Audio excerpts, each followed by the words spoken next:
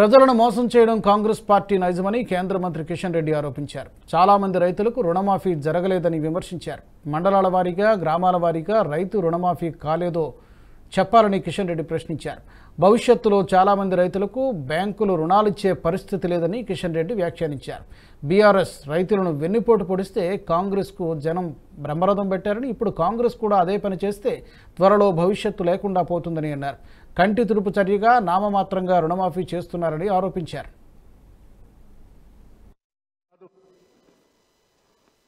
రైతుల అందరూ కూడా ఏకం చేసి రైతు డిక్లరేషన్ పేరుతో చాలా రకాల హామీలు వ్యవసాయదారులకు, తెలంగాణ రైతులకు ఇవ్వడం జరిగింది. ఇంకొక అడుగు ముందుకేసి రేవంత్ రెడ్డి గారు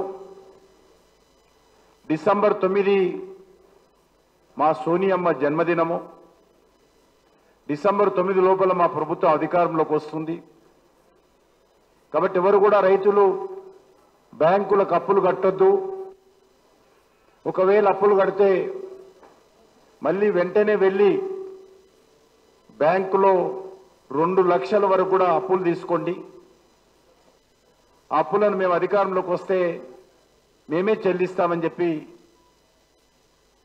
మరి రేవంత్ రెడ్డి గారు ఆ రోజు కాంగ్రెస్ పార్టీ అధ్యక్షుడిగా తెలంగాణ రైతు సమాజానికి అంగీకరించడం జరిగింది, హామీ ఇవ్వడం జరిగింది. మరి ఈరోజు నేను రేవంత్ రెడ్డి గారిని ప్రశ్నిస్తున్నాను, మీరు అధికారంలోకి వచ్చి 8 నెలలు, ఈ 8 నెలల్లో మరి డిసెంబర్ 9 పోయి కూడా చాలా రోజులు కావస్తుంది.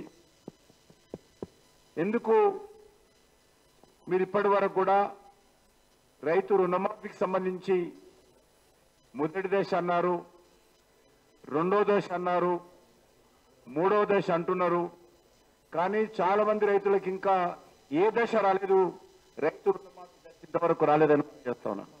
ఈ వీడియో మీకు నచ్చినట్టయితే లైక్ చేయండి, 10 మందికి షేర్ చేయండి. అలాగే కామెంట్ల రూపంలో మీ అభిప్రాయాలను మాతో పంచుకోండి. Nationalist hub group of channels ను సబ్స్క్రైబ్ చేసుకుని తెలుగునాట జాతీయవాద జర్నలిజాన్ని ప్రోత్సహించండి. ఈ వీడియో కింద ఉన్న బెల్ ఐకాన్ పై క్లిక్ చేయడం మర్చిపోవద్దు.